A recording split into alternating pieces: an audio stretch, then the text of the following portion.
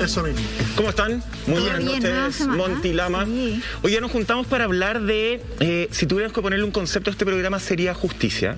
La justicia que a veces tarda y no llega justamente. Y para eso vamos a entrar a un periodo de la humanidad bastante oscuro, bastante doloroso, como es justamente el periodo de la Alemania nazi.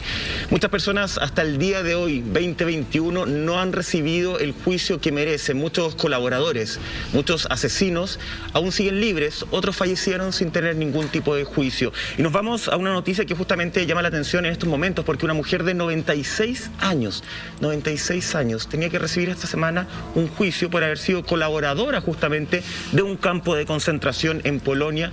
¿Y saben lo que pasó? ¿Qué pasó? Agarró un taxi del lugar donde ella estaba, de este hogar de ancianos, y se escapó, Monty. Se escapó justamente para no estar presente en el momento en que le leían todos los cargos a los que se le imputaban. Así es, la estamos viendo en pantalla. Ella es Irmang Faulkner, de 96 años, acusada por complicidad en 11.000 asesinatos. Ella, como tú bien decías, Michael, escapó de este hogar de ancianos en Quickborn. Antes de su juicio, que se supone era la semana pasada, ella se escapa y ahora el juicio se reprogramó para el día 19 de octubre. Mientras tanto, ella está en prisión preventiva, pero claro, todo esto también sucede en el contexto de que se cumplen 75 años desde que se realizaron los juicios de Nuremberg entre el año 46 y el 1 de octubre, perdón, del 45 al 1 de octubre del 46, en donde muchos criminales de guerra fueron finalmente condenados, otros quedaron libres y hasta el día de hoy no tienen ningún tipo de castigo. Es lo que vamos a comentar en el programa el día de hoy, porque sin duda todas las familias que fueron víctimas de todos los crímenes en la época de la Alemania nazi hoy día necesitan justicia. La justicia a veces tarda, pero que es necesaria que llegue, y nadie puede irse de este mundo sin haber pasado por la condena que merece Lama. Qué tremendo, porque aquí hay hartas cosas. O sea, vemos a una persona de 96 años que, para tener la conciencia de decir, me toca un juicio, quizás qué me va a pasar, mejor me escapo. Estamos hablando de una persona que está en sus plenas capacidades mentales, está cuerda, que es lo mucho que reclamaban otras personas que habían sido buscadas por la justicia para condenar por estos crímenes de guerra, donde decían, no, ya a esta edad ya no está consciente, está interdicto, por lo tanto no se podía llevar a juicio. Pero en este caso pareciera que no. ¿Sabes qué? Esto es como en Chile, cuando alguien va manejando en estado de ebriedad, atropella a alguien y escapa, y se asume que va en estado de ebriedad porque se escapó. Esto debería ser lo mismo. Claro. Es decir, la señora se escapó para adentro. Yo creo que no tiene que haber ningún tipo de resquicio legal, ni dar espacio a que se busquen esos pequeños detalles en las leyes que permiten pasar a alguien por interdicto o pasarlo por aquí o por allá. A mí me parece que cuando te escapáis, da lo mismo la edad que tengáis, para adentro. Estáis demostrando que hay culpabilidad. Este caso incluso un poco peor, porque ella 3 semanas antes del juicio, que tenía que ser la semana que pasó, ella le mandó una carta al presidente del tribunal, anunciándole que ella iba a hacer todo lo posible para no estar presente ese día. O sea, además dejó un testimonio por escrito, no diciendo me voy a escapar, pero anunciando que iba a hacer todo lo posible para no estar presente, porque claro, si no está presente en la lectura de los cargos, no se avanza. Claro. O sea, es aún peor incluso. Por Dios. ¿Cachai? Lo anunció antes, Lama. Solo te quería dar ese punto. Sí, y ¿sabéis qué? Mira, esta es la noticia que va a desencadenar el tema de esta noche. Sin embargo, a mí me parece que es importante hablar de estos temas hoy, 75 años después de los juicios, porque el nazismo sigue presente. Sí. El nazismo nunca ha sido erradicado. Lamentablemente. Te diría que si el 46 se hubiesen cerrado los juicios con todos adentro y se hubiesen pagado las penas que se tenían que pagar, a lo mejor se hubiese extinguido un poco la cepa del nazismo, pero como quedó ahí, y algunos viajaron, escaparon a Latinoamérica, otros escaparon para allá, pareciera que nunca se logró extinguir. Y yo creo que en los tiempos de hoy, donde estamos cada vez más extremos en cualquier ámbito político o social, creo que es súper importante ejemplificar con estas cosas para que ¿sabéis para qué? Para que no aparezca nadie hablando de estas estupideces. Es como ese GIF que hay en Twitter, donde se ve un tipo que está con ¿cómo se diría? Con esta cuestión roja que ocupaban acá los nazis con la esvástica, y se para un gallo, un tipo de color, el tipo de color le pega un copo y lo bota a piso. Me parece que va por ahí la cosa, y me parece que no hay que ser tolerante. Yo sé que hoy día hablamos de la tolerancia por todos lados, pero a mí me parece que aquí la tolerancia se tiene que esconder, y meterla en el closet y dejarla ahí. Porque estamos frente a una necesidad de reparación humanitaria mundial. No es solamente y lo entiendo y se apoya a las víctimas de las familias, sino que también acá hay una cosa que tiene que ser de saneamiento de todos nosotros y de todos los que fueron parte de ese periodo, a pesar de que estén lejos. Fue algo muy, muy catastrófico para toda la humanidad y te diría que es el hecho más importante de los últimos 200 años. Entonces, insisto, creo que si no logramos sanarlo desde acá, que la señora vaya presa, aunque esté presa 3 meses y después pierda la vida, no me importa, pero que pague algo, es un paso hacia la reconstrucción y para evitar que el nazismo siga creciendo, al menos como yo siento que está pasando. Tú dijiste algo muy importante, aunque estén lejos. La pregunta real es, ¿están tan lejos? Porque ya también lo vamos a revisar. En el fondo, hay algunos que, claro, se quedan en Alemania, pero hay otros, la gran mayoría, que se empieza a escapar. Y principalmente a Argentina, a Chile, lo vamos a revisar más adelante, a nuestro país. Hay personas que incluso no podría decir que están relacionados con el periodo de la dictadura. Y ahí uno empieza a mezclar justamente las formas de tortura de manera distinta. Entonces, ¿qué tan lejos están? No lo sé. Hay un abogado justamente que defiende a víctimas que dijo lo siguiente con respecto a esta señora de 96 años.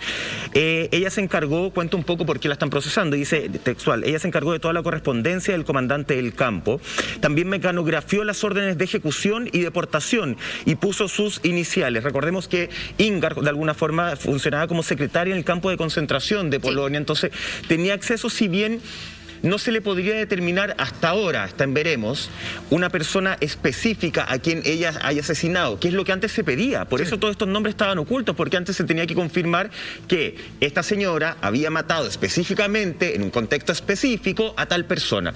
Hoy día no. Hoy día la ley cambió y eso hace que empiecen a surgir más nombres justamente, porque hoy día la ley dice, da lo mismo si tú estabas en el campo de concentración y abrías la puerta solamente. Ya eres parte, ya eres un cómplice. Y justamente a ella se le lleva a este campo, o sea, se le lleva, perdón, a este tribunal por eso, por haber sido cómplice, que además su nombre sale a la palestra luego de otro juicio que le habían hecho a otra persona que la menciona a ella como una persona clave en el fondo que llevaba toda la lista, que hacía las deportaciones y que probablemente también ella a lo mejor ayudó en su momento, no se sabe, está en investigación, a que muchos otros se escaparan justamente de la Alemania nazi ya cuando terminó la Segunda Guerra Mundial. Ella era menor de edad, de hecho, en esa época, Monty, por eso está en un tribunal específico. Exactamente. Con respecto a las declaraciones que han surgido de distintas organizaciones que defienden a las víctimas y los familiares de las personas que fueron asesinadas en esa época, el vicepresidente del comité de Auschwitz, haciendo referencia a esta mujer, dice: el comportamiento de Förchner muestra desprecio por los supervivientes y también por el Estado de Derecho, o sea, personas que siguen eludiendo la justicia, que no se hacen cargo de lo que fueron parte, porque tú mencionaste algo importante. Ahora, hace unos años ya, todos pueden ser juzgados como a modo de cómplice pasivo, o sea, ella era una persona que estaba encargada de la mecanografía, o sea, ella veía todo lo que eran las listas, ¿cierto? El abogado de ella dice, pero claro, ella no sabía lo que hacía porque todos estos mensajes que le mandaban a escribir estaban con códigos, pero por mucho código que haya existido, la mujer estaba dentro del campo de concentración de Stadthof y obviamente sabía perfectamente lo que estaba pasando ahí dentro, así que además revisemos un poquito su historia. Ella nace en el año 95, o sea, en el año 1925 y siempre desde muy joven se sintió muy atraída por el nacionalismo. De hecho, ella se casa con un miembro de la SS que era 19 años mayor que ella, que era compañero de trabajo en este campo de concentración, por lo tanto algo de información sabía, por supuesto, de cosas que pasaban. De hecho, ellos después como matrimonio se escapan cuando ya cae Hitler y ocultan su pasado, siempre están escondiéndose, después se cambian el apellido, viven como bien entre las sombras hasta que muere su esposo y ella tiene que obviamente rehacer su vida en solitario y es en el 2014 en donde llega a este hogar de la tercera edad en donde finalmente se escapa.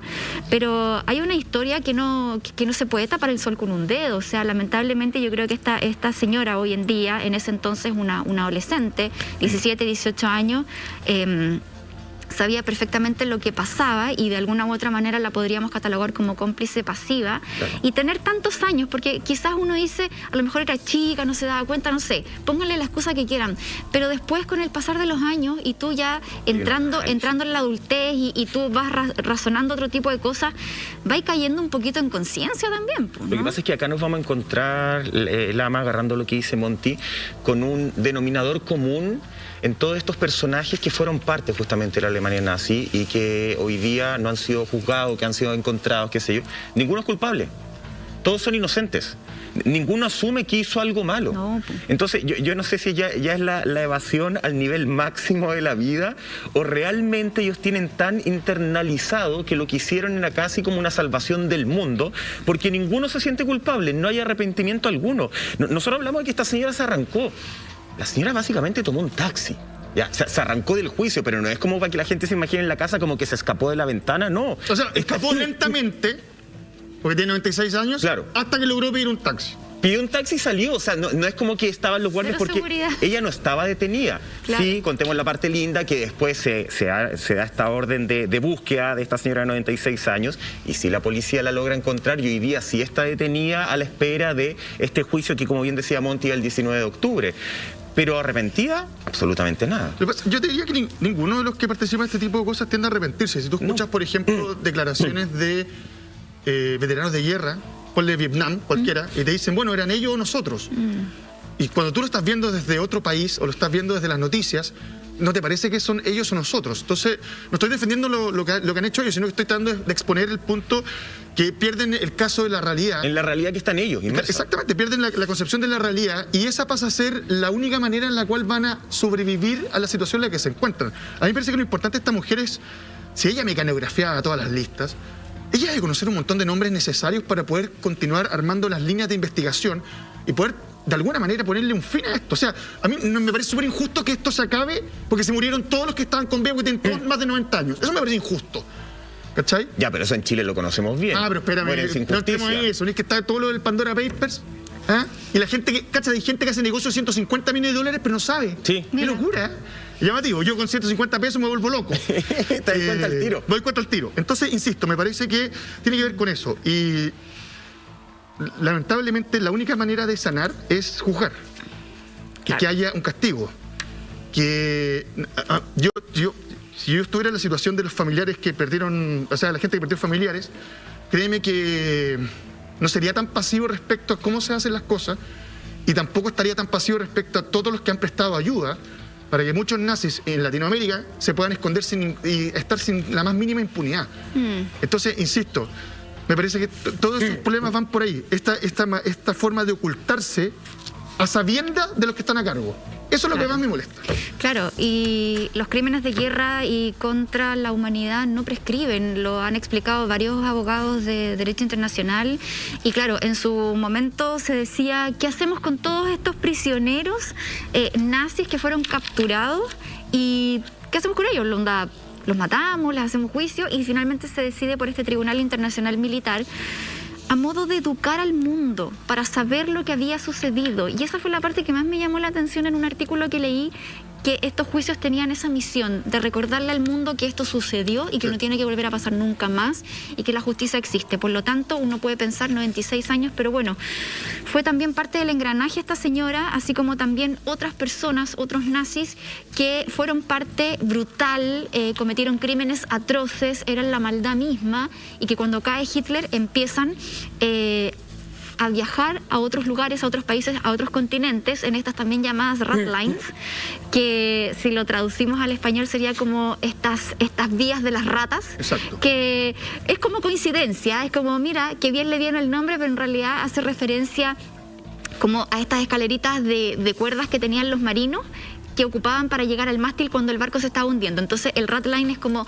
la última vía de escape que tenían estas personas, y que llegaron a distintas partes del mundo patrocinados y avalados por superpoderosos, Sí. que les armaron esas rutas y que los acogieron en distintos países, sobre todo en Sudamérica, para que pudieran escapar y rehacer su vida, Michael. Eso es lo más terrible, porque al final también colaboraron con que estas personas nunca tuvieran la condena que merecían.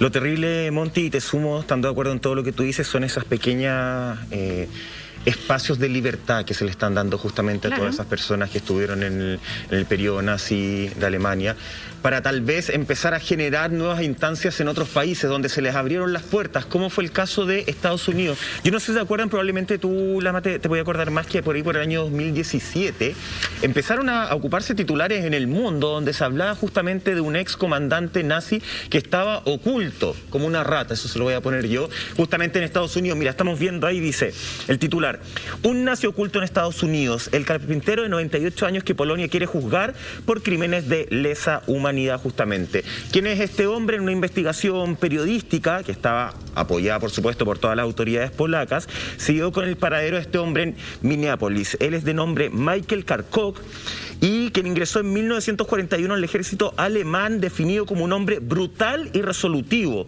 Fue comandante de la Legión de Autodefensa Ucrania, encuadrada en las unidades de élites de las SS de Hitler. De hecho, a este hombre cuando se le encontró con todos los antecedentes, que él efectivamente era brutal como mataba, la forma que llevaba, era como, le daba lo mismo, él iba, disparaba, asesinaba a todo lo que se le cruzara.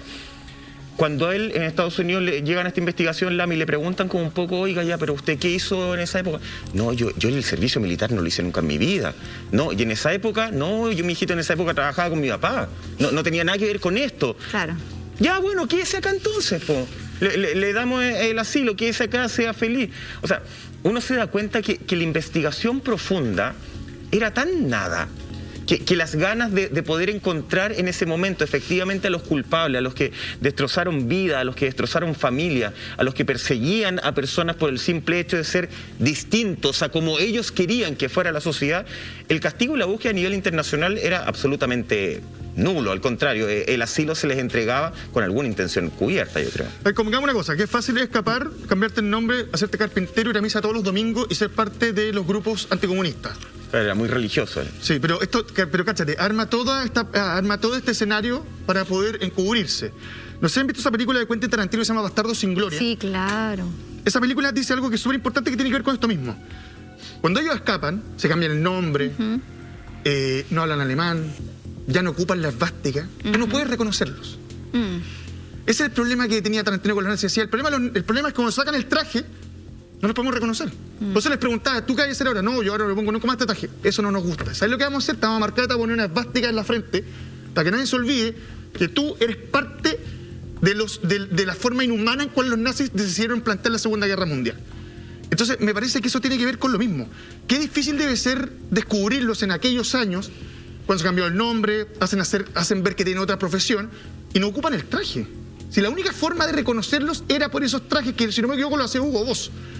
Entonces, insisto, creo que el tema de la persecución a ellos y para poder encontrarlos, personajes como la señora que escapó son importantes.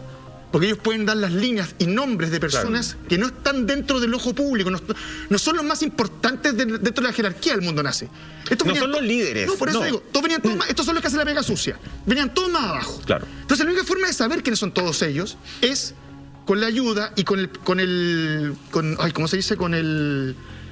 ¿Seguimiento? No es seguimiento, con el testimonio de todos los que fueron parte, aunque haya sido la secretaria que hacía mecanografía.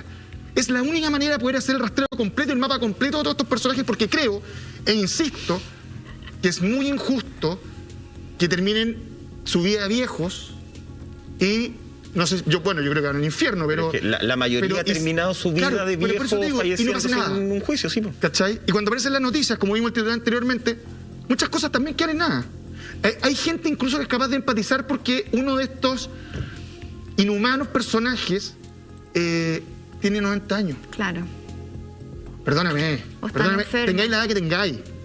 En algún minuto alguien tiene que poner la cara, ¿o no? En algún minuto alguien tiene que decir, ¿sabéis que no? Esta no puede ser así. Perdón, me molesta un poco estos temas porque cuando siento que hay injusticia... Es que la impunidad molesta mucho. Exactamente, cuando la impunidad molesta mucho. Como pasó también con el padre Caraíma, lo tenía que decir perdón. Me molesta mucho que mueran impunes. Bueno, y acá el caballero que llegó en silla de ruedas y después se paró aquí se van todos impunes y lo que va a pasar con Dominga era quedar impune igual. Sí, ese es el spoiler, ya sabemos lo que va a pasar. Ese dicho de la justicia tarda, pero llega, Monty, pareciera ser que es un dicho más bien para el cine que para la vida. Oye, qué curioso que todos vivan tantos años habiendo gente tan buena de repente que se hierba mala nunca muere. Como la vieja. Ay, es terrible. Este hombre que ordenó masacrar y liquidar a localidades polacas, quemaron casas, mujeres, niños, no tuvieron, pero nada, no les importó nada. La bestia de Echlaniov, le decían a este sujeto, que terminó siendo carpintero en Estados Unidos, en Minneapolis. Vamos a continuar con este tema porque vamos a hablar de todos los nazis que arrancaron cobardemente y que se instalaron en Sudamérica, en Chile, en Argentina, en Brasil y en otros países también de Sudamérica. Vamos a volver con eso porque tenemos información de un diario británico justamente que revela estos 9.000 nazis que llegaron a Sudamérica después de la Segunda Guerra Mundial. Eso y mucho más al regreso de esta pequeña pausa comercial, ¿les parece? Vamos.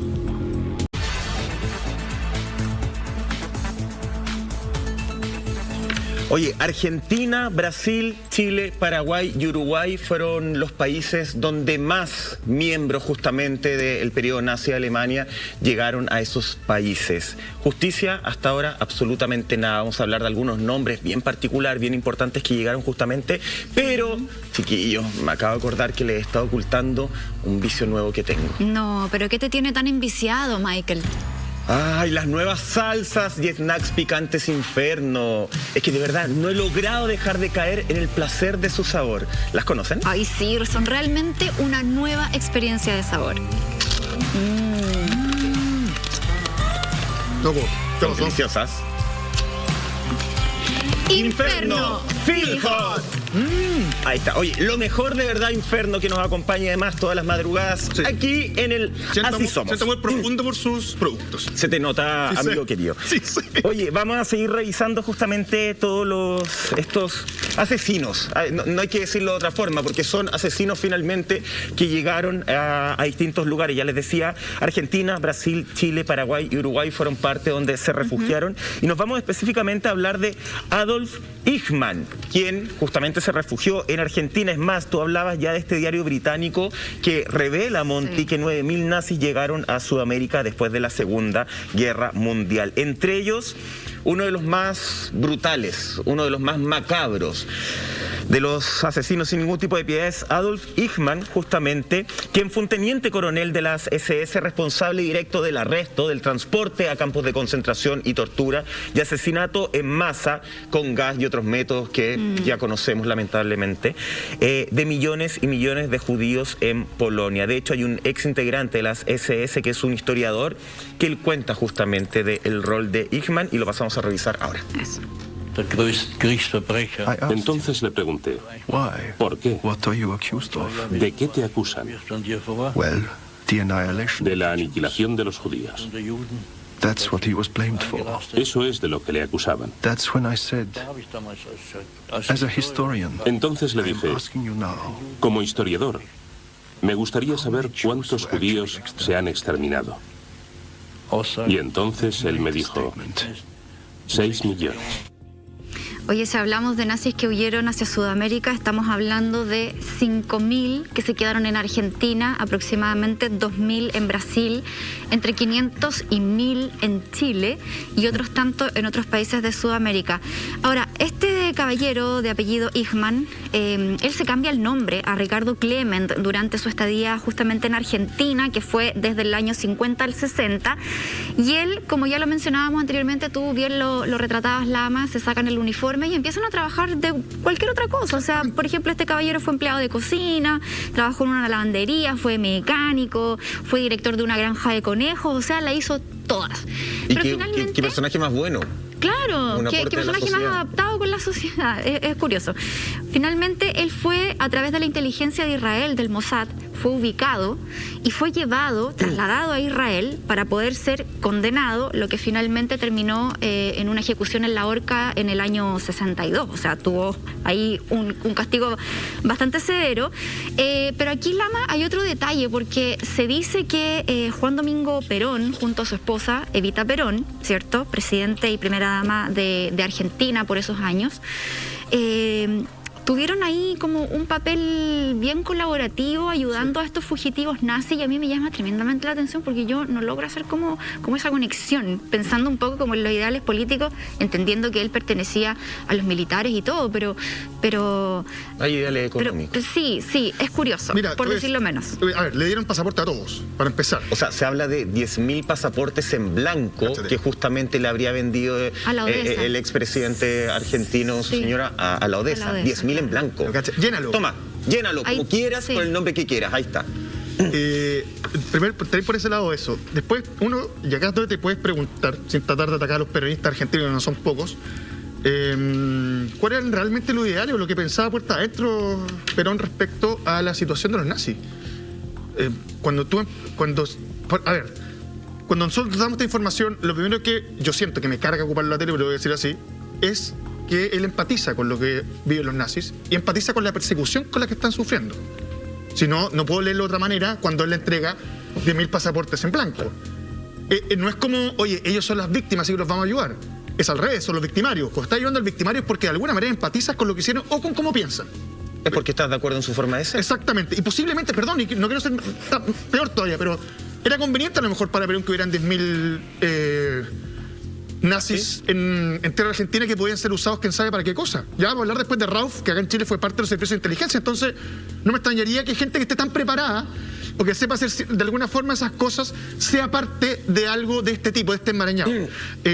Hablar de nazis... Pero tú decís como hacer una colonia nazi en Argentina, efectivamente. Es que cuando tú llegas 10.000 nazis y que llegan con implementos de la Alemania nazi, porque en Argentina algo que hay mucho, yo se lo digo como coleccionista, yo no colecciono cosas nazis, pero hay un mercado de coleccionistas importantes y en Argentina puedes encontrar desde tazas, ¿en serio? platos.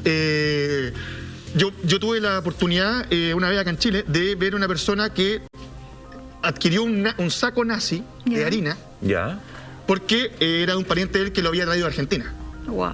Y es un saco de harina, como tú lo conocís, pero viene con la esvástica, viene con toda la inscripción en alemán. Todas las cosas de los nazis tienen la esvástica, entonces es más fácil reconocer los elementos que usaban los nazis que a los mismos nazis. Porque, claro. Entonces, claro, es imposible negarlo. La pregunta es, ¿para qué los querían ahí? Claro. Si no me falla la memoria, hace algunos años atrás en algún de esos canales de cable que son de cultura real, donde la gente no come, sino que va a hacer cosas de cultura real,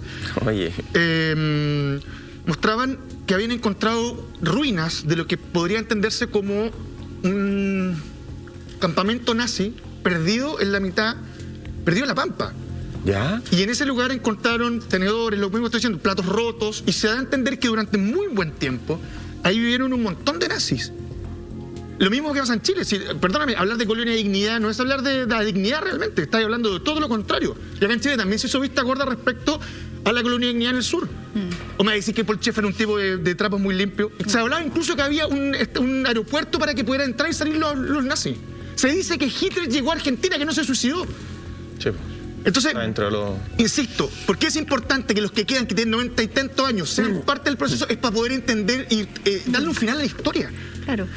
La única manera de dar vuelta a esta página oscura de la historia de nuestro planeta, de nuestro país, bueno, nuestro planeta es esa. Es decir, ya, acá está, se cerró, se cumplió, fin. Y no permitir que los grupos extremos nazis que están apareciendo hoy día tengan cabida. Claro. Eso hay que aplacarlo, pero del primer momento. Exactamente. O sea, perdóname, y esto es un mantra que tengo hace mucho tiempo, no hay que tolerar al intolerante. Al único intolerante que se le tolera es al intolerante a la lactosa. A los demás no. Estáis locos. ¿Cómo hay que estar aguantando que personas que hicieron lo que hicieron, nosotros tengamos la tolerancia y la empatía de lo que están viviendo porque tienen 90 y tantos años? No, perdóname, no. Entonces, insisto, con todo el respeto a los amigos argentinos, pero si tú ya hay 10.000 nazis a Argentina, y les dais pasaporte, y les dais la pasada, es porque los necesitas. Perdóname, estos son como los tontos útiles de la política, donde llamáis los barra brava y los lleváis y que fueran con las pancartas, que es el mejor también. Ayer leía... Perdón, que me enoje, No, está bien, es que es indignante. Leía a un periodista argentino, Uki Goñi, que estudió mucho la llegada de los criminales nazis a Argentina, y ahí uno se pregunta por qué finalmente de los 9.000... más de la mitad se quedó en ese país. Y él, dentro de las investigaciones que hace, aseguró que había un vínculo entre Argentina y Hitler, que fue incluso desde antes de la Segunda Guerra Mundial, desde el año 43, en donde había una especie de acuerdo entre la SS y la Marina Argentina, que consistía en que Argentina le daba documentos internos a agentes secretos de la SS para que se movieran libremente por Sudamérica y pudieran hacer todas sus investigaciones de inteligencia, y a cambio Argentina recibía información confidencial de los países vecinos. O sea, era un acuerdo más bien medio político, ¿cierto? Un intercambio estratégico. Bueno, eso es lo que postula Ukigoñi, que es una empresa, como les decía, que lleva mucho rato investigando por qué justamente todos estos criminales quedaron en Sudamérica. Pero llama la atención, porque como dice Lama, o sea, ya han pasado, ¿cuántos? 75 años. 76 años. Y la verdad es que es un movimiento que lamentablemente, con todas las revoluciones que hemos visto en estos últimos años, que no solo ha pasado en Chile, que ha coincidido también con otros movimientos en el mundo, como que se le ha dado una especie de cabida al resurgimiento de todos estos movimientos como más supremacistas, por ejemplo, lo que se veía en Estados Unidos, lo que se ha visto, por ejemplo, en Brasil, lo que se ha visto en distintas partes del mundo, que igual asusta, en España también. Sí. Y como dices tú, son grupos que son tremendamente intolerantes, porque además de no reconocer, porque son tremendamente negacionistas, no reconocen los crímenes que se cometieron, y aún así no son capaces de sumarse a un movimiento que vaya en pos de un mundo mejor, más democrático, más libre, con más justicia. Entonces es una cuestión que es bien preocupante. Es que no es lo que buscan. No es lo que les interesa. A ellos la democracia no les interesa, la equidad no les interesa, la diversidad no les interesa. Lo que les interesa básicamente es tener un mundo bajo la doctrina y los lineamientos que ellos tienen. Ya lo hablábamos, ¿cierto?, de distintos países de Sudamérica donde llegaron justamente todos estos criminales nazis. Bueno, en Chile, de hecho, hay titulares que reconocen que llegaron unos... Mira, quiero que revisemos este titular que dice: unos 1000 nazis llegaron a Chile tras la Segunda Guerra Mundial. Y uno de repente todavía sigue pensando que esto es algo tan lejano, tan de otro lado, como que no nos afectó. Bueno, dentro de esos 1000 nazis que habrían llegado justamente está Walter Rauff, quien es un oficial de alto rango de las SS que inventó el camión de la muerte. O sea, a ese nivel estamos hablando, ¿eh? Nos trajimos como lo más graneadito, lo más selecto. Se le responsabilizó por la muerte por la muerte de 500.000 de personas con gas letal en Auschwitz.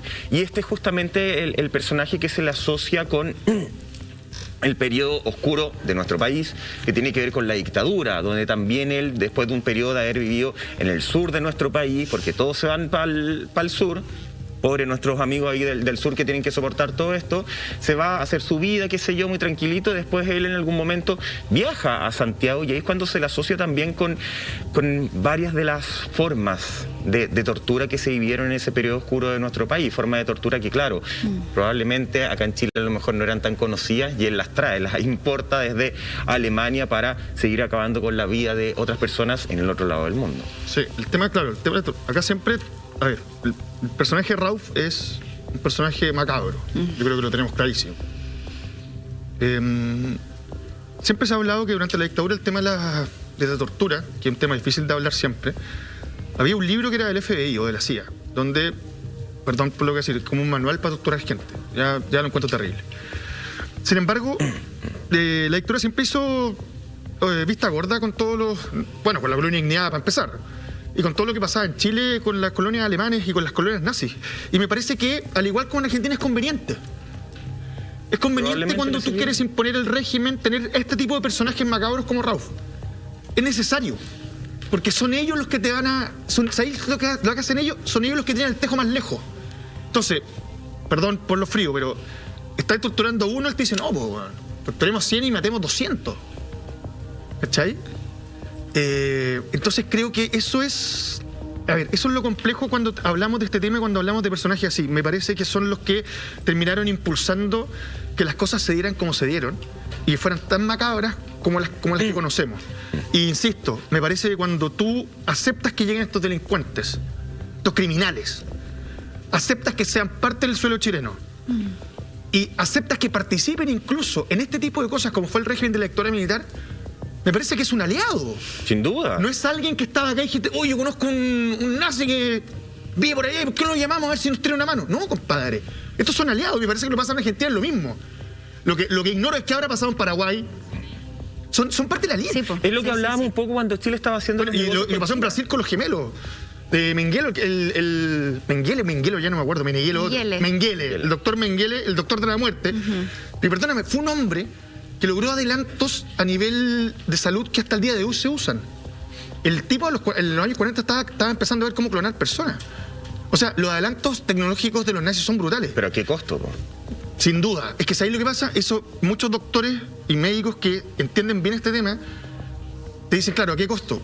Pero si no fuera por... No estoy defendiendo, por favor, que quiera, no estoy defendiendo a los nazis jamás.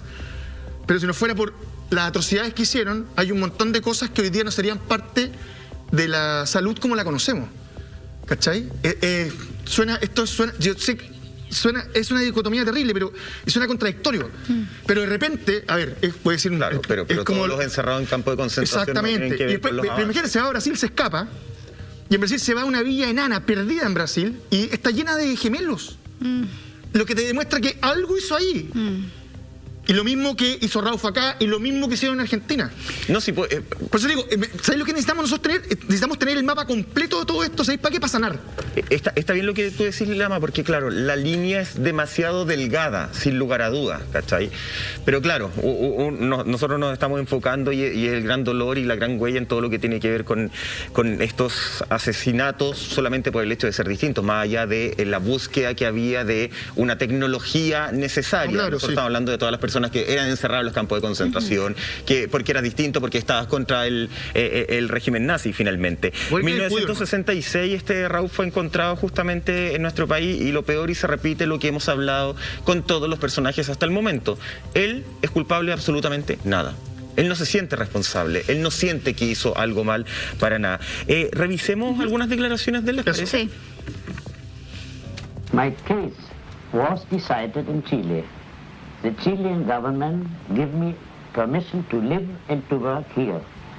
And therefore, I am under protection of the Chilean government like any Chilean citizen, and therefore there is nothing to be afraid of. Perdóname, es de palabra de su boca. Él no entra acá cambiándose el nombre, tratando de... No tiene nada que temer, él lo dice. El domingo a misa, ni siendo carpintero, ni mucho menos. Él entra acá con un permiso del gobierno chileno. Sí, claro. O sea, el gobierno chileno, ¿qué hizo? Dijo, este se quiere... Mándemelo. En algún minuto vamos a hacer uso de él. Perdóname, claro, me parece tétrico. Y la legislación chilena en esa época, los delitos de lesa humanidad prescribían. Entonces él se sentía muy cómodo y muy seguro también acá, muy protegido en nuestro país. Oye, hay otro tema también. ¿Cuánto ayudó la Iglesia Católica en todo esto? Estaba leyendo documentación de la época e investigaciones que se han hecho. Y se hablaba de, tanto era también el temor de la Iglesia, de la invasión soviética tras la Segunda Guerra Mundial y que se instalara el comunismo en Europa, que de alguna manera la Iglesia Católica también fue parte de estas rat lines que hablábamos anteriormente, con una ruta muy conocida, que era la ruta vaticana, en donde los nazis empezaron a arrancar vía Italia, Roma, incluso se escondían en diversos monasterios.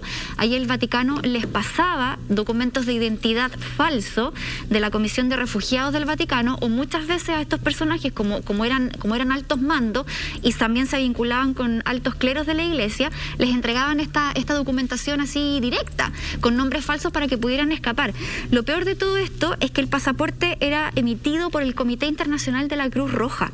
Y aquí viene la parte como más perversa de todo, porque la Cruz Roja dice y reconoce, ¿sabes qué? En esa época eran tantos los refugiados de guerra, había tal embarrada en Europa con gente arrancando, gente que necesitaba refugio, que al final todos estos criminales se aprovecharon de esa revuelta, y como la Cruz Roja tenía que tener como esta referencia del Vaticano para poder emitir su pasaporte, para que esa persona pudiera en el fondo cambiarse de país y poder empezar su vida de nuevo en otro lado, que muchos de esos pasaportes sí fueron emitidos por ellos a criminales como justamente Walter Rauf, que llegó a Chile con uno de esos pasaportes de la Cruz Roja, que es una investigación que hace en este caso la BBC, que me pareció súper interesante, en cómo estos sujetos lograban llegar a distintas partes del mundo, además de avalado, ¿cierto? Porque como ahí lo decía el mismo Rauf, él decía, yo estoy en Chile y casi que soy un chileno más, o sea, de aquí nadie me saca. Y por supuesto que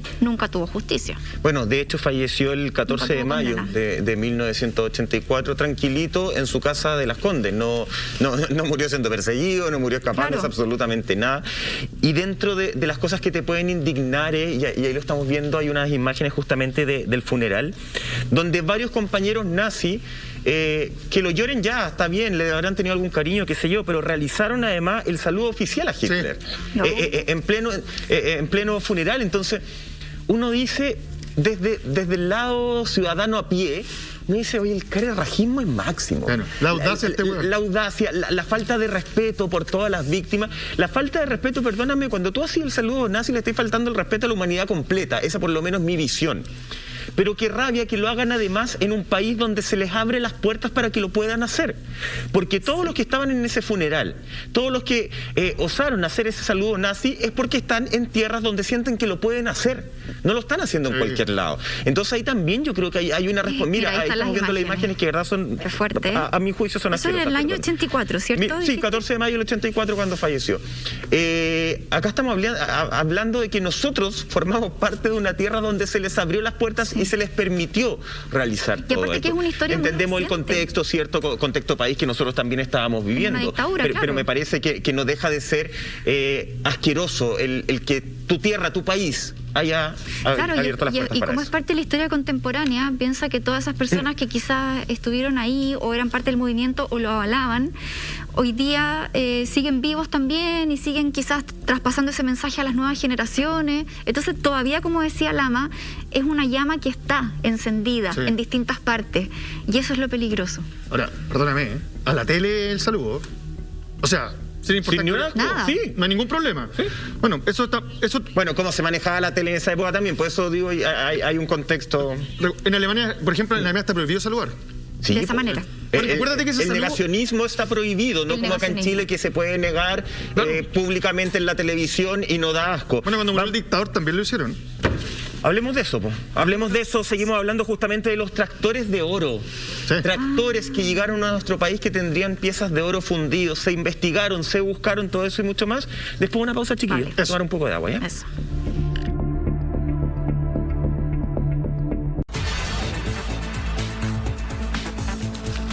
Ya continuamos conversando acerca del escape de los nazis a Sudamérica, pero antes les tengo un pequeño consejo. Porque como día lunes intenté no caer en ninguna tentación, pero no lo logré. Caí en la tentación del exquisito sabor de los snacks picantes Inferno. ¿Los conocen? ¿Cuáles son, Lama? Pero por Dios, tienen papas fritas, tortillas y palitos. Atrévanse a disfrutar del placer de su sabor, muchachos. Inferno Feel Hot. Hoy ahí estaba Inferno entonces acompañándonos en todas las madrugadas de Así Somos con este exquisito sabor. Vamos a seguir haciendo justamente este capítulo hablando de toda la falta de justicia y nos vamos a un titular que habla de tractores de oro nazi. Esto sí que es increíble. De hecho dice, buscan tractores alemanes con oro nazi en su interior. Justamente, como lo decíamos al principio del programa, los nazis no se fueron con lo opuesto. No, se llevaron absolutamente todo y justamente hay una historia que hablan de que se habrían llevado todo el territorio, todo el oro y joyas que habían robado joyeros judíos y bancos apropiados. Su fin justamente era tener la riqueza necesaria para poder después empezar a armar su imperio nuevamente en otros lugares. Bueno, eso habría llegado a nuestro país justamente entre el año 1940 y 1952, es el año en que llega a nuestro país 3.000 tractores.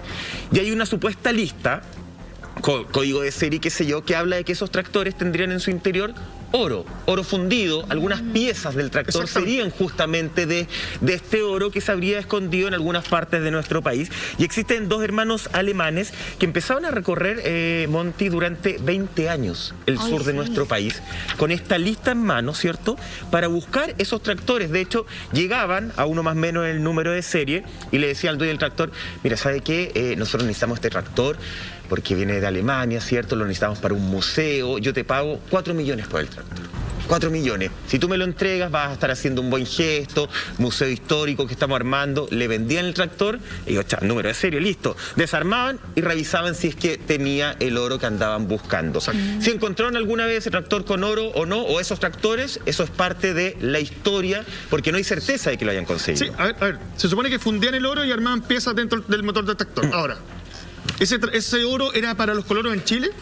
Porque lo que siempre he pensado es... ¿Cómo pago el pasaporte? Es que, ¿sabéis lo que pasa? Cuando Schaeffer aparece en Argentina y nadie lo vio salir de acá y no sabéis cómo se fue, me imagino que tiene algún tipo de paso entre donde estaba con la dignidad hacia Argentina, y me imagino que el oro de los tractores también pasó para allá, donde había muchos más colonos que en Chile.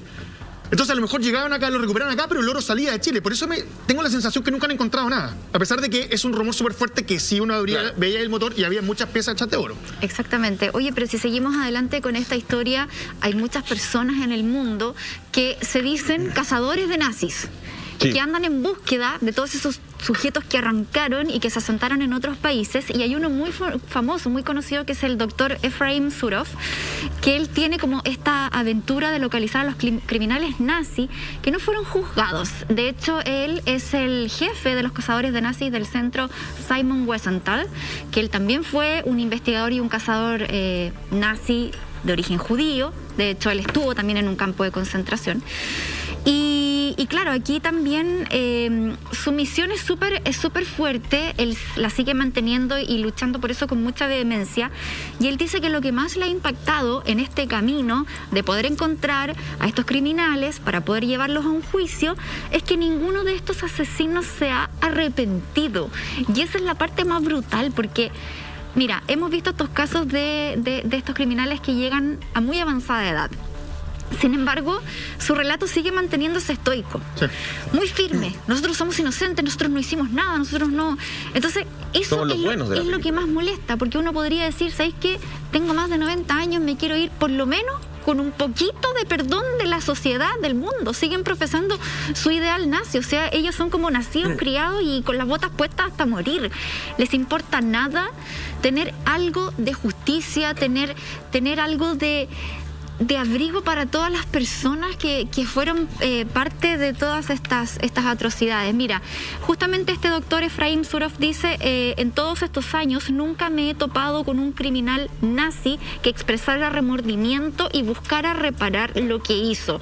Esto es como reírse en la cara de toda la gente que fue parte de estos genocidios. De hecho, él dice, el paso del tiempo no disminuye la culpabilidad, ni una edad avanzada disculpa haber cometido crímenes atroces. Porque claro, después hay mucho juego mediático, hay mucho juego comunicacional en donde hacen ver a estos abuelitos ancianitos, medios enfermos, con cáncer, con demencia, no sé qué, cómo los vamos a juzgar, si mira cómo están, dejemos que sus últimos años de vida los vivan con su familia, que es un poco el discurso que se tiene acá en Chile, ¿cachai? Pero al final la justicia debe concretarse. Por último, de una manera casi simbólica, aunque no lo metáis preso, pero juzgarlos y tenerles una condena, porque eso también de alguna manera lleva a la sensación de justicia y para que estas cosas después no se vuelvan a repetir nunca más. Y si alguien osa en hacer cosas como esta, sepa que la justicia se va a aplicar con todo el peso de la ley, porque así debe ser. Son gente que causó mucho daño al mundo, mucho daño.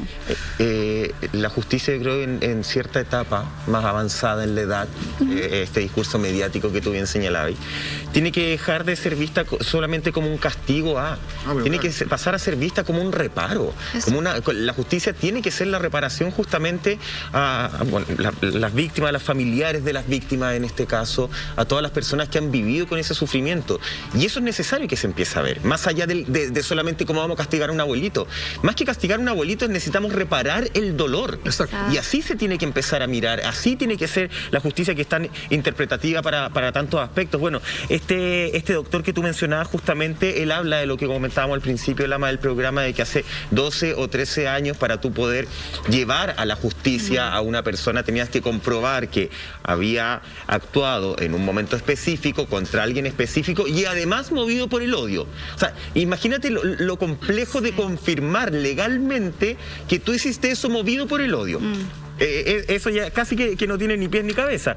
De hecho, hoy día, y estas son palabras textual de él, él dice: hoy todo lo que necesitas es probar que esta persona prestó servicios en un campo de exterminio que tuviera cámaras de gas y una alta mortalidad. Y esto se puede mostrar a través de la documentación. Claro. Hoy día, por lo menos, hoy día estoy hablando en los últimos 10 años, el mundo legal se abre de alguna forma para así poder empezar a hacer un proceso mucho más expedito. Y aún así no estamos llegando a soluciones a todos los que fueron parte de este engranaje, aunque a la no máquina hayan completa. sido ellos los asesinos. Exacto. A la máquina completa. ¿Sabes qué? Hay una cosa que dice Surov que es llamativa, que habla de que no se arrepienten, ¿ya? Eso te demuestra dos cosas. Primero, que ellos eran los buenos. En su mundo sí. Claro. Y segundo, y la pregunta que me hago, ¿qué tiene el nazismo que genera esto? Genera que no puedas darte cuenta que hiciste mucho daño. Genera que no puedas darte cuenta que tienes que ser tolerante o que tienes que empatizar con ciertas cosas. Es una deshumanización brutal. Es como decir, no, pues tenían que morir todos ellos para que tú eras un mejor salud de los que estamos viendo hoy día. ¿Qué pasa con el nazismo y qué genera hoy día en gente joven que no estuvo ni cerca de ver o presenciar algo de este tipo y decide tomar la idea del nazismo y llevarlo adelante? ¿Qué tiene el nacionalsocialismo alemán que genera esto? Yo siempre he pensado que es que tiene todo. Es izquierda, derecha, centro, a nivel político. O sea, cualquiera se podría llegar a seducir de sus ideales. Sin embargo, esta defensa férrea, esto de no arrepentirse, esto de seguir adelante con un movimiento que cualquier persona con dos dedos de frente entiende que es algo malo y aún así está presente. Te juro que voy a esperar ese estudio. Es como... ¿Qué genera el nazismo en las personas, sobre todo en los que son más fervientes y no entienden lo que pasó, y en los jóvenes que hoy día quieren tomar la idea para llevarla hacia adelante? Te juro que es algo que me llama brutalmente la atención. Es algo que está más allá de la parte humana de cada uno. Es algo que es como, no quiero decir lavado cerebro, porque nunca lo quise ver así, pero pareciera que todo lo que hicieron lo que hicieron los nazis funcionó de manera perfecta para que el día de hoy, cáchate, el día de hoy, 75 años después de los juicios, haya gente que diga, este es el ideal que yo quiero aplicar en mi país. Te juro que es algo que al menos a mí me genera ese resquemor. Bueno, y eso que tú decís tiene mucho que ver con lo que decía Hitler, finalmente, que él iba a formar un imperio que iba a perdurar miles y miles de años. Y de alguna forma sí lo cumplió. Sí. Porque lo que tú decís, claro, yo creo que eso da sin lugar a dudas para análisis psiquiátricos, psicológicos que me imagino se habrán hecho. Yo a simple vista y a vuelo de pájaro uno puede pensar, Monty, de repente este miedo a lo distinto. Miedo a que no todo sea igual, uniformado de la forma en que tú tienes la concepción de la vida. Miedo a que llegue algo distinto que tú digas, hoy claro, sí puede llegar a ser. Porque acá la lógica es exterminar todo lo distinto. Sí.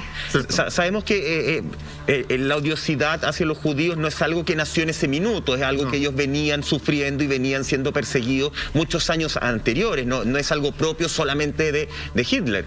Pero claro, él lo llevó a un grado de odiosidad y de exterminio y de genocidio ya nunca antes visto. Entonces, yo lo único que te podría responder frente a eso creo que tiene que ver con este miedo inhumano que genera la diferencia, que genera el vivir en un mundo diverso. Vamos a ver un punto muy corto. Esto es, yo creo que de repente representa a la gente que no puede decir lo que de verdad piensa, y aparece un grupo de locos como esto y te dice, sí podí, así que dilo nomás. Di que odiáis a tal raza y nos deshacemos de todo ello. ¿Pero por qué existe este grupo de locos? A lo mejor este grupo de personas que se sienten hoy día con puedo hablar y puedo decir que odio a esta persona porque es más chico, porque es más gordo, porque es más rubio o menos rubio. O porque cree en esto o no cree en esto. Claro. ¿Qué le genera a esa persona? Sí, pues buena pregunta. Yo creo que se instaló o se sembró una semilla de un concepto del nacionalismo, digo, que estaba súper errado al final. Porque para ellos el nacionalismo puro era la raza pura, ¿cierto? Sí, la no mezcla. Y lamentablemente son discursos que se ven en distintas partes del país. No lo voy a comparar con Chile, por favor, que no se malentienda, pero lo que está pasando, por ejemplo, con los inmigrantes que están llegando acá, y leía a varios sociólogos, por ejemplo, y gente que ha hecho análisis de por qué los chilenos están reaccionando de esta manera tan violenta y tan extrema, con los inmigrantes, decían que no tiene que ver con la xenofobia, sino que tiene que ver con el clasismo, tiene que ver con que muchos grupos de estos chilenos que se autodenominan como tan patriotas, los discriminan más porque son pobres que porque son extranjeros. Porque acá vemos que Chile está dominado por los extranjeros. Claro. O sea, llegaron los chinos, llegaron los españoles, llegaron los gringos, y nosotros acá tenemos muchas cadenas multinacionales que son de otros países, vemos mucha fuerza extranjera trabajando acá, pero mientras den trabajo a nadie le importa, nadie los cuestiona. O cuando vemos extranjeros, no sé, que vienen de países de Europa, por ejemplo, nadie los cuestiona cuando vienen de Francia o Inglaterra, no pasa nada. Cuando viene un médico de Alemania, nadie lo cuestiona. No, porque es una eminencia. Porque lo que pasa es que acá, esto lo recojo de los análisis que han hecho, ojo, claro, es como ese extranjero viene a hacer un aporte, ese extranjero es educado, ese extranjero tiene dinero, ese extranjero viene a invertir en el país y a dar trabajo. Entonces, al final, la fobia que se tiene es como a la pobreza. Y un poco ese es el nacionalismo mal entendido que se ha tenido durante mucho tiempo. Es decir, como que la gente se siente amenazada cuando llega gente que le viene a quitar lo que tiene. ¿Se entiende? No al contrario, cuando vienen extranjeros a darnos cosas, bienvenidos. Pero si vienen extranjeros a hacer uso de nuestros, no sé, sistemas de salud o lo que sea, o la vivienda, se sienten como una amenaza, y ahí es donde empieza como esta xenofobia, o más bien dicho, este miedo o este rechazo que genera a personas que son más vulnerables o más pobres, entendiéndose que ellos también vienen de un país que está en una crisis humanitaria tremenda, y que de cierta manera, si a nosotros nos pasara eso, a lo mejor como chilenos también buscaríamos arrancar a otros países. Entonces, claramente acá el gobierno de Chile tiene que regular esto y tiene que dar una solución. Acá es un problema muy complejo, que no tiene solamente una mirada o una arista, es súper complicado tocarlo también.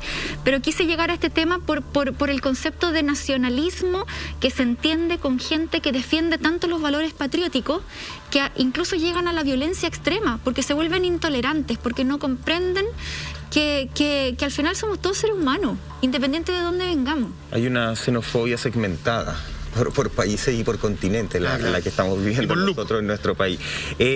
Tú dijiste algo y me quiero quedar en ese punto para que empecemos a hablar de este líder de Hitler. Tú dijiste de alguna forma esta semilla que se empezó a generar en distintas personas. De repente yo veo, y me tocó ahora ver con esta discusión del matrimonio igualitario, algunos políticos, sobre todo de derecha, que es casi estar viendo un discurso del nivel de Hitler. No, sí, fuerte. Creo que es tremendo lo que han dicho, no creo que no es necesario dar nombres, todo el mundo ha visto las declaraciones, sobre todo de algunos senadores de derecha. Vamos a hablar de la imagen justamente de Hitler, vamos a hablar de su infancia, vamos a hablar de esta relación que tenía de alguna forma de odio hacia el mundo homosexual, pero en algún minuto de algún acercamiento según los historiadores. ¿Saben cuándo? Después de una pausa. Muy bien. Pero es cortito.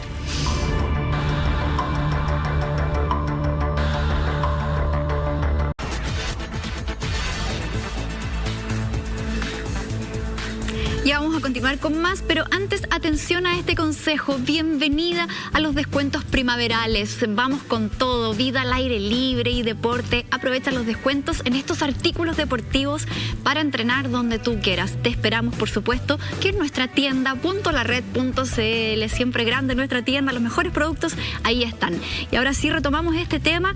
Nos quedamos un poquito en conocer cuál era esta real personalidad de Adolf Hitler Michael, porque complejo. Un hombre complejo, por decirlo menos. Oye, un hombre que se jactaba de tener una salud espléndida. De hecho, él decía, oye, con este nivel de salud yo voy a llegar hasta donde ustedes quieran, no tengo ningún problema. Bueno, según todos los historiadores, según los doctores, era un hombre tremendamente hipocondríaco. Sí. Así es la primera definición que le dan. Y un hombre también adicto a varias sustancias. De hecho, vamos a ver un titular que habla de Hitler y las drogas. Dice, inteligencia de Estados Unidos, Adolf Hitler era adicto a los psicofármacos. Era un hombre, Lama, que tú nos contabas y hablábamos en la pauta. Lo absolutamente de todo. Él, a pesar de tener una dieta vegetariana, sí, tenía una dieta muy pesada en cuanto a alimentación de todas formas, tenía muchos problemas estomacales y probó una serie de remedios que uno diría, oye, esto es imposible, más allá de las drogas que después empezó a entrar también. Lo que pasa es que en un minuto empezó a mezclar algunos de los barbitúricos que tomaba con cocaína. Y se argumenta que cuando uno veía lo enérgico que eran los discursos que existen hasta el día de hoy, donde se le va gritando, moviendo las manos, se le Está adjudica bajo eso. efecto. Incluso la cocaína le da algunos momentos de lucidez, tomando en cuenta los fuertes dolores estomacales con los que sufría constantemente. Y también esta cosa que tenía Hitler de querer descubrir, por decirlo así, no sé si la palabra son remedios naturales, pero quería descubrir otras formas para poder sanarse de lo que sufría. Incluso en el tema sexual, se hablaba que alguna vez inyectó semen de toro. Oh, ¿en serio? Dándole a entender que eso le iba a dar, pero lo voy a poner en contexto. Hoy tú lo decís y decís, el toro se ve súper vigoroso, posiblemente lo que tenga él me va a servir a mí. No seamos ridículos. Pero en ese momento parecía una práctica que no era malentendida. Incluso en los años 60 se ocupaba nitrato de plata para aquellos que querían tener mayor potencia sexual. El tema sexual, aparte de estar muy presente en Hitler, sigue muy presente hasta el día de hoy. Te diría que ¿sabes cuándo bajó con el Viagra? Antes de eso, escuchaba un montón de cosas que decían, oye, si tú probáis tal cosa y la mezcláis con tal cosa, te va a dar vigor sexual, hasta que aparece el Viagra que te lo tomáis y todo el mundo sabe lo que pasa. Pero si uno va a un montón de ferias, están estas hierbas. Por eso te digo, con nombres que para qué mencionar, pero que son bien. Claro, y algunas no sirven para nadie, ¿cachai? Sí. Además tenía muchos doctores. No, y tenía su mano derecha, su doctor, su mano derecha, como el doctor de cabecera, era un charlatán de aquellos. De hecho, él es el que le da a probar y lo invita a entrar al mundo de la Mutaflor, que era básicamente un remedio que estaba hecho con fecas humanas. Y ese remedio era para aliviar los dolores estomacales de los cuales él sufría, que claramente no le ayudó bajo ninguna perspectiva. Después ahí empezó a los psicofármacos, empezó con las drogas más duras, empezó a hacer una mezcla constante de algo que solo dejaba en claro que la salud no era su fuerte, a pesar de que él decía y se jactaba de tener una super mega salud. Acuérdate que en La Caída, en esa película, ellos, el guionista, el director, dan a entender que él ya estaba padeciendo Parkinson incluso. Si tú recuerdas cuando se toma la famosa, cuando saca los anteojos, Hitler se enoja, él ya está con el temblor en la mano. Entonces, tan sano no está. Puede ser consecuencia del abuso de drogas. Si tú te doy la guata todos los días, fuerte, y te tienen que dar un cóctel de drogas diario, es imposible, no hay ninguna consecuencia. Totalmente, aparte tomaba calmantes a base de morfina y con este doctor que era como bien chanta, parece, pero no sé, un hombre le decía que sí a todo, además. Le decía que sí a todo. Bueno, como ha pasado también con otros personajes, digamos, populares en la historia, yéndonos, por ejemplo, al lado de la música, que al final la gente con más poder termina haciendo lo que quiere, y algunos terminan cediendo ante esas peticiones. Oye, vamos a seguir con este tema, yo creo que en otro capítulo, porque todavía nos quedó mucho para poder seguir desglosando. Gracias por venir, queridos compañeros. Nos vemos. Dudé un rato, pero vine. ¿Sí? No, día lunes. Estamos recién empezando. Se viene más la semana, está potente, así que nos vemos mañana en otro Así Somos. Nos vemos mañana con Carlos Gutiérrez. Con Carlos Gutiérrez, mira que sí, pues viene Carlitos. ¿Sí? Viene Carlos. Carlos, eso, muy bien. Nos vemos. Sí. ¿Pero qué pasó con el caballero que viene de gorro?